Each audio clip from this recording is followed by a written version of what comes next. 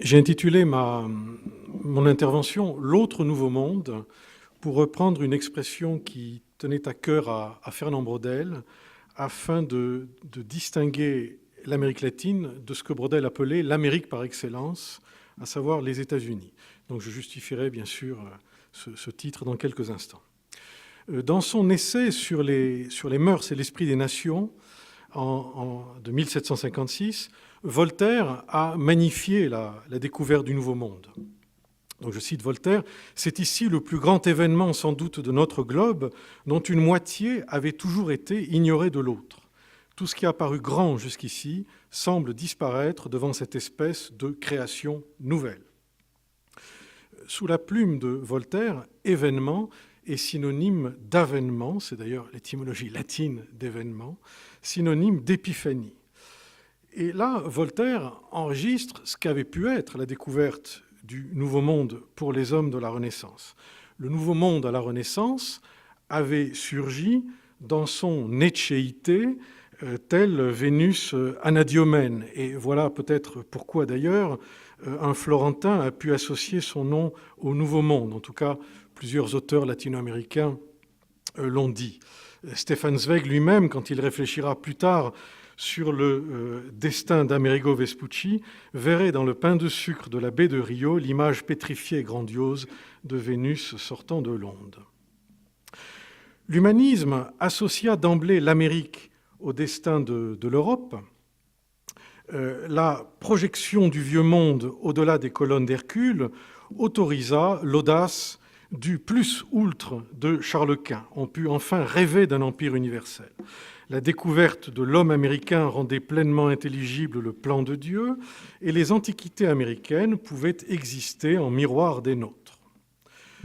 2 siècles plus tard, les philosophes des Lumières ont vu dans la vertu des indigènes américains, et je vous propose ici de penser à Alzire ou de penser aux multiples avatars des Indes galantes, ont vu dans les indigènes du Nouveau Monde cette capacité qui nous était offerte à régénérer l'ancien. L'Amérique était appelée à réaliser les utopies de la civilisation européenne, comme l'exprimerait d'ailleurs un peu plus tard Raynal ou Chateaubriand. Cet idéalisme des hommes de la Renaissance ou des philosophes des Lumières serait battu en brèche au XIXe siècle par l'empirisme de l'ethnologie naissante. Adolphe Bastian a joué ici un rôle fondateur. En 1878, cet ancien médecin de marine que vous voyez à gauche, admirateur d'Alexandre de Humboldt, dissocia l'Amérique en ce qu'il appela des Kulturländer, aptes à traduire les adaptations au milieu naturel des populations précolombiennes et de leurs descendants. C'est peut-être la première occurrence scientifique de cette notion d'ère culturelle. Friedrich Ratzel, qui est plus connu, que vous voyez à droite, à la suite, lui aussi, d'un important voyage aux États-Unis et en Amérique latine, plus précisément au Mexique, découplerait la notion de Kulturkreis, cercle culturel, de sa dimension écologique, ce qu'avait fait Bastian, au profit d'une interprétation qu'il appelait anthropo-géographique. Donc pour Ratzel, la culture était plus importante que l'écologie même qui servait de soubassement à une ère. L'Amérique fut ainsi le terrain d'essai du concept d'ère culturelle, né de la tyrannie nouvelle de l'histoire naturelle et de la linguistique dans les sciences de l'homme.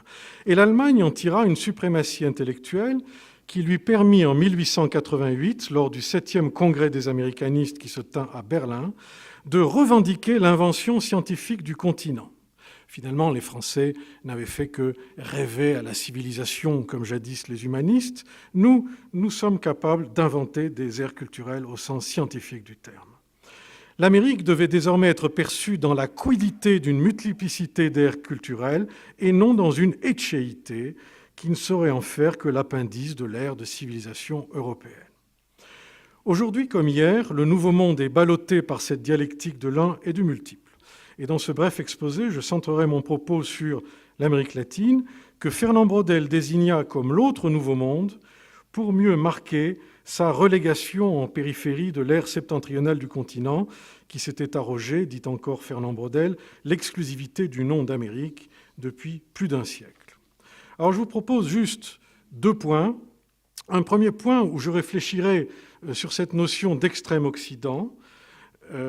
Sommes-nous face à un seul bloc de civilisation où l'Amérique latine ne serait qu'un appendice seulement de l'Europe, un extrême-Occident, comme Blaise Cendrars a pu déjà le dire en 1928 ? Ou sommes-nous face à autre chose ? Et dans la deuxième partie, je vous parlerai des nouveaux paradigmes d'interprétation qui mettent en jeu des logiques d'entropie, des logiques de dispersion en aires culturelles multiples, ces logiques étant elles-mêmes limitées par la prise de conscience de l'Amérique latine en tant qu'Amérique ladine, c'est-à-dire Amérique métisse. Et je terminerai mon propos en vous montrant comment on est peut-être passé de l'occidentalisation du monde à l'américanisation du monde. Donc dans une première partie, cette question de l'extrême-occident, et je proposerai une approche sui generis. En 1992, l'Académie royale de la langue espagnole a estimé que les termes d'Amérique latine et de latino-américain étaient étrangers et erronés. Et l'Académie espagnole de la langue a conseillé de les remplacer par ceux d'Amérique hispanique ou d'Amérique ibérique et d'utiliser les qualificatifs correspondants. Alors que traduit cette querelle des mots dans le contexte qui nous occupe ? Longtemps, on a désigné les Amériques sous le nom d'Inde occidentale et au XVIe siècle, par Inde occidentale, on désignait tout ce qui était à l'ouest de Cadix et de Lisbonne, à savoir qu'un Canarien comme un Philippin relevait du même pilier occidental de la monarchie. Ce n'est qu'à la fin du XVIIIe siècle que les termes d'Amérique espagnole et d'Amérique portugaise se sont imposés, remplaçant ceux plus imprécis qu'on utilise à la fin du XVIe siècle, qui sont ceux de Nouvelle-Espagne, Pérou, Brésil, comme 3 aires imprécises. Les cosmographes parlaient quant à eux d'une Amérique méridionale ou équinoxiale qu'ils opposaient à l'Amérique septentrionale. Mais ce qui m'intéresse, c'est qu'un certain nombre de cartes mentionnent, et le mentionnent de plus en plus au XVIIIe siècle, un hémisphère occidental.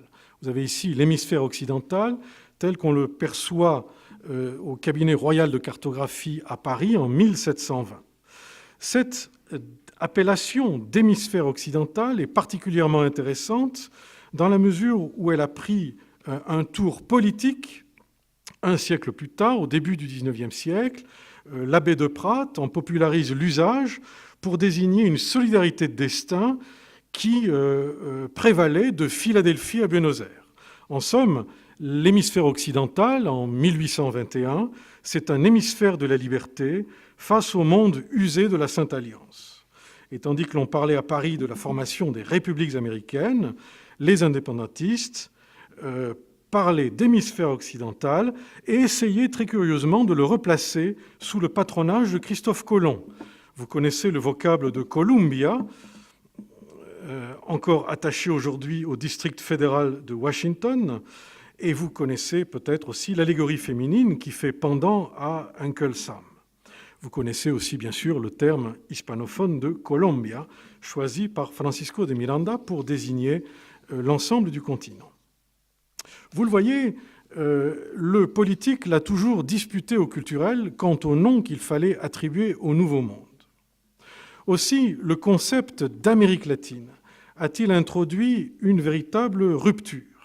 La locution apparaît pour la première fois sous la plume d'un Colombien, José María Torres Caicedo, que vous voyez à gauche, dans une poésie de 1856, au nom évocateur « Les deux Amériques ».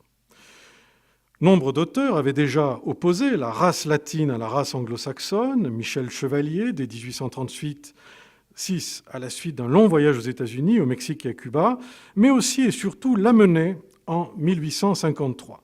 Le fondateur du catholicisme social, que vous voyez au centre de la diapositive, disait la nécessité d'opposer un front latin, synonyme de spiritualité, aux forces aveugles de la matière associées à la race anglo-saxonne. Le Chilien Francisco Bilbao, à la chevelure plus idéaliste, que vous voyez à droite, colporta l'idée en agrégeant les Slaves aux anglo-saxons. C'est Michel Chevalier, dans les années 1860, qui mit le concept au service de la politique pan-latine de Napoléon III. Ceci est plus connu. Il s'agissait d'intégrer l'Amérique espagnole dans un espace longitudinal, latin et catholique, visant à contrecarrer la logique méridienne de l'hémisphère occidental, fatalement dominée par le monde anglo-saxon et protestant. On retrouvera cette idée chez Auguste Comte, et elle sera défendue au Brésil à la fin du XIXe siècle. Dans le recours de la méthode, on a insisté tout à l'heure sur la nécessité d'évoquer aussi la dimension littéraire de nos réflexions. Alejo Carpentier rappelle qu'après 1918, le condor a préféré convoler avec l'aigle plutôt qu'avec le coq. Donc, l'Amérique latine a préféré la logique hémisphérique à la logique longitudinale que lui avait tendue Napoléon III 40 ans plus tôt. En France même, Marius André et d'autres publicistes liés à la revue L'Amérique latine continueront de défendre le postulat de la cité latine dans les années 1920. Mais leur lien avec le maurassisme et la parenté de leur argumentation avec le fascisme mussolinien rendront leur posture fort ambiguë. En Amérique latine, le repli fut très net dans les années 1920-1930 sur la logique de l'hémisphère occidental, qui pouvait épouser à la fois la cause du métissage et celle de la démocratie. Bref, en 1942, quand l'Amérique latine entre en guerre aux côtés des États-Unis, la logique était la même qu'en 1823, quand l'Amérique latine applaudissait à la doctrine Monroe. L'axe remplaçait la Sainte-Alliance. Le champ d'asile ne se situait plus en Floride, mais à Mexico, à Buenos Aires ou à Bogota.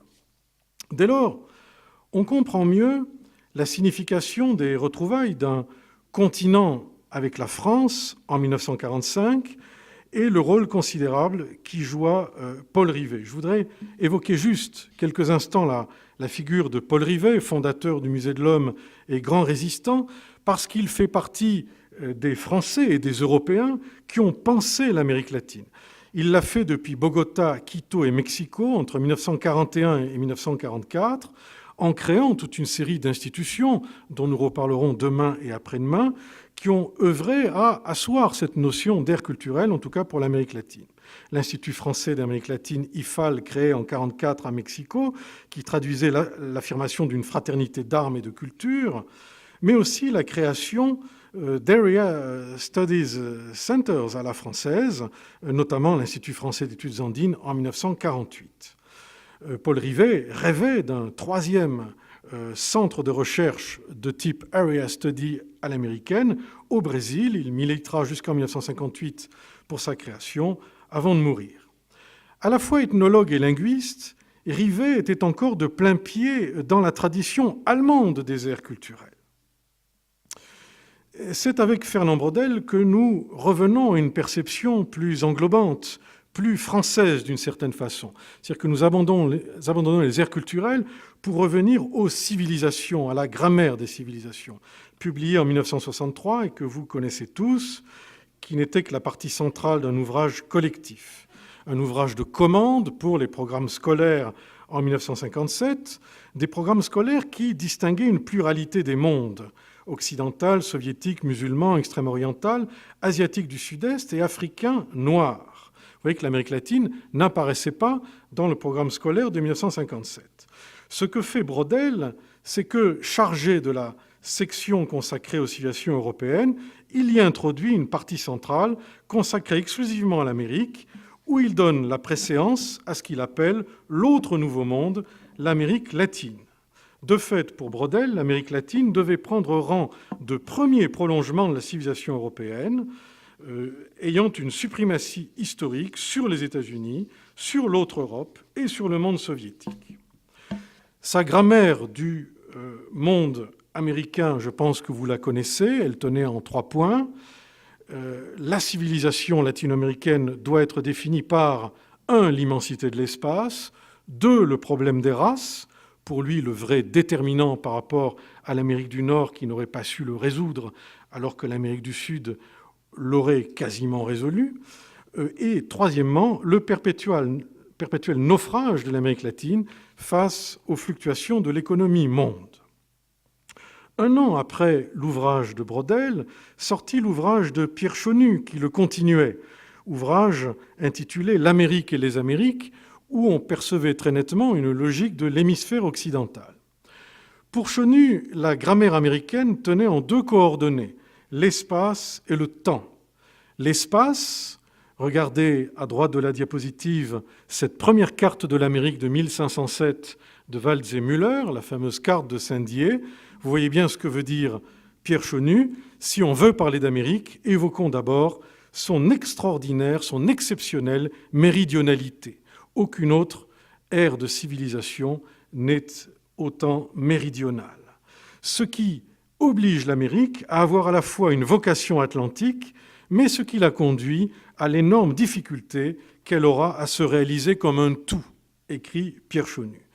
L'autre caractéristique de l'ère de civilisation américaine serait le temps plus dense qui s'écoule plus rapidement que le nôtre. Très curieusement, alors que Braudel et Chonu écrivaient leur ouvrage, Marcel Niedergang écrivait le sien, qui est sorti de façon absolument synchrone, il est sorti quelques mois avant, les 20 Amériques latines, où on pourrait penser que cette fois-ci triomphe l'idée d'une grande entropie, 20 Amériques latines au lieu d'une ou au lieu de plusieurs, mais remarquez que chaque tome a individualisé 3 aires, une Amérique blanche tournée vers l'Atlantique, une Amérique indienne, andine, tournée vers le Pacifique, et une Amérique profondément métisse, tournée vers son grand frère. Dans une deuxième partie plus rapide, je vous promets, je voudrais évoquer les nouveaux paradigmes d'interprétation. En l'an 2000, d'ailleurs Jean-Michel Blanquer était là, nous avions participé, plusieurs d'entre nous, à un colloque sur le rêve bolivarien à Biarritz, et Nina Pacari, qui était vice-présidente du Congrès équatorien, était montée à la tribune vêtue en ottavalenia et avait martelé que les Indiens ne sauraient avoir de l'estime pour un libertador qui s'était si peu soucié d'eux, et d'ajouter que lorsque son parti Pachakutik aurait triomphé aux élections, l'Équateur abandonnerait la division des pouvoirs de Montesquieu pour réinstaurer la bipartition incaïque, ceux d'en haut, ceux d'en bas, Hanan Urin. Alors des propos qui, en l'an 2000, traduisaient ce que l'on désigne aujourd'hui par le terme d'indianisme, afin de renvoyer l'indigénisme à la simple expression latino-américaine d'un orientalisme de mauvais aloi. Au-delà d'inventions de traditions qui peuvent parfois prêter à sourire, et je vous ai mis l'image d'un livre qui est sorti à Lima il n'y a pas très longtemps et qui vous parle du retour à l'âge d'or des Incas, prédiction de la renaissance andine. Quelquefois, ces ouvrages peuvent prêter à sourire, mais la revendication identitaire des groupes indigènes est lourde de sens quand elle redéfinit des aires culturelles qui contredisent les espaces nationaux actuels. Le meilleur exemple en est peut-être celui de l'aymarocentrisme qui s'exerce au détriment de l'État péruvien dans la région de Puno, du lac Titicaca. Je vous parle donc ici des logiques d'indianisme, ces néo-indiens qui remettent totalement en cause le concept, lui, plus civilisationnel d'Amérique latine. Dès lors, faut-il redéfinir la géographie politique de l'Amérique afin d'y ressusciter d'anciens substrats culturels et territoriaux? John Murrah nous a montré les impasses que cela supposerait. Ce fameux professeur de Cornell, disparu en 2006, contribua fortement à inventer l'ethno-histoire américaine et à passer une vie entière à combattre nos lieux communs sur le monde andin. Justement, la grande idée de John Murrah, que vous voyez ici en 1941 dans les Andes équatoriennes, que vous voyez plus âgé bien sûr sur la photographie d'en haut, n'arrêtez pas de dire, chaque fois que vous direz « lo andino », ce qui est andin, pensez bien qu'il s'agit de quelque chose qui habille une extrême complexité, une extrême diversité. Aux yeux de ce Roumain d'origine, les Andes étaient l'homologue des Balkans occupés par les Habsbourg. D'ailleurs, les Habsbourg ont pétri l'Amérique coloniale pendant 2 siècles, comme ils l'ont fait en Europe centrale. Le danger consisterait à procéder par simplification et par le fait de décréter subjectivement ce qui est andin et ce qui ne l'est pas, tout en ayant l'illusion d'accéder aux traces intactes d'une matrice pré-hispanique. Alors, vous le savez bien, dire que le quechua est la langue ancestrale des Incas n'a aucun sens, ou prétendre que l'étendard du Huipala serait lui aussi celui des Incas, alors qu'il a été réinventé en 1974 à partir d'ailleurs d'un symbole amazonien, comme le drapeau basque a été créé en 1895 en Saint-Jean, le drapeau anglais. La réalité culturelle de l'Amérique semble bien définitivement autre, nourrie d'un métissage pluriséculaire. Mais là encore, il s'agit d'être extrêmement prudent. À partir de l'exemple mexicain, Serge Gruzinski a démonté la trame d'une colonisation de l'imaginaire plutôt paradoxale.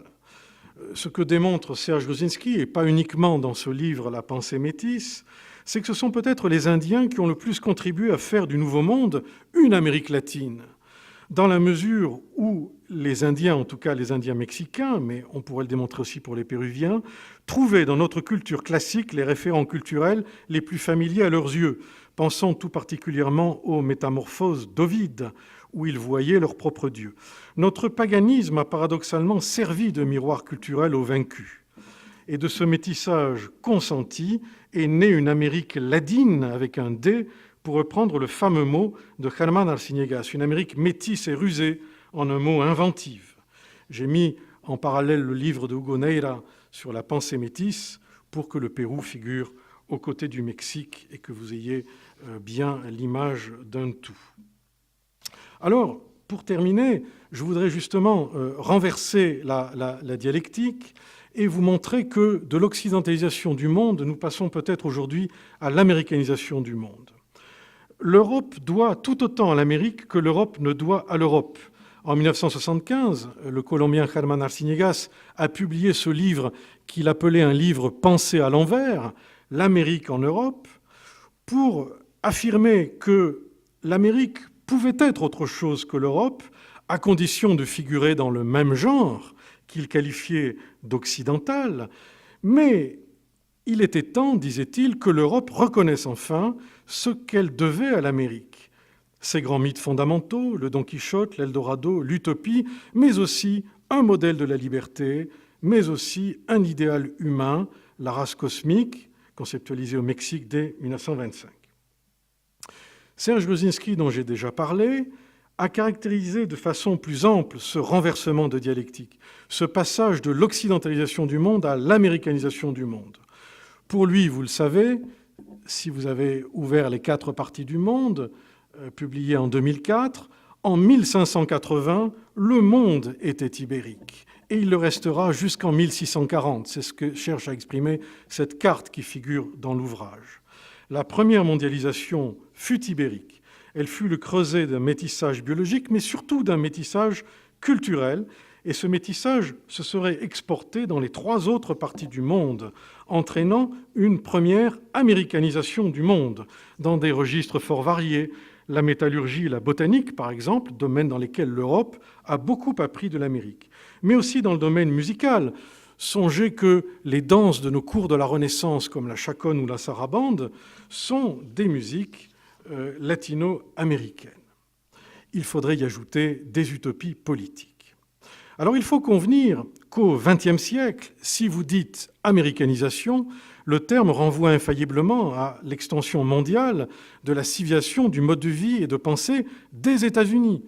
Or, vous savez à quel point ce terme a été connoté négativement dès l'avant-guerre, notamment en France, parce qu'il renvoyait, disait-on, à l'avènement du règne de la machine, à une fordisation de la planète, à un monde de pure consommation. Peu avant le 11 septembre, Jean-Marie Guéhenno avait publié un article où il disait « américanisation du monde » ou « mondialisation de l'Amérique ». Et Guéhenno insistait sur la conviction des Américains eux-mêmes, des Nord-Américains, que l'Amérique contribue plus que tout autre au progrès du monde et qu'en conséquence, la mondialisation doit constituer le tremplin d'une extension universelle de son modèle, une communauté de choix en expansion, une nouvelle frontière qui provoquent la haine croissance d'autres cultures qui, elles, se pensent comme autant de communautés de mémoire. Cet article date d'avant le 11 septembre. Souvenons-nous de la formule de Huntington dans Foreign Affairs en 1993, « The West versus the Rest », que Guéhenno propose de lire « America versus the Rest ». À cette américanisation problématique, celle de l'Amérique du Nord, il convient, à mes yeux et aux yeux d'un certain nombre de collègues, d'adjoindre le rôle plus discret de l'autre nouveau monde. Il y a une autre américanisation en marche, celle de l'autre nouveau monde. Je vous ai mis ici ce fameux tableau « Le poisson et le pez » de Torres Garcia, un peintre uruguayen, qui, dans les années 1930, voulait symboliser tout ce que l'Europe devait à l'Amérique latine. Vous voyez le cœur au centre, le supplément d'humanité, mais vous voyez aussi toute une série de rêves qui sont métaphorisés par cette petite bande dessinée. Que devons-nous à cette américanisation de l'autre nouveau monde ? Un renouveau de l'humanisme, c'est à peu près certain. Des mythologies politiques, je ne vous parlerai pas du Che Guevara ou d'autres registres, mais ils sont évidents. Bien sûr, une autre littérature, et bien sûr, dans le domaine des arts plastiques et musicaux, d'énormes apports. Carmen Bernand, dans son dernier livre, nous montre à quel point la musique de l'autre Amérique s'est mondialisée. Jorge Maximiliano Rod décrivait déjà des Japonais dansant le tango en kimono à l'hôtel impérial de Tokyo en 1932. S'il y a des japonisants dans la salle, la base rythmique du nagashi, la musique de bar japonaise aujourd'hui, est précisément proprement latino-américaine. Alors, 2 mots en guise d'épilogue, puisque là, mon temps est épuisé.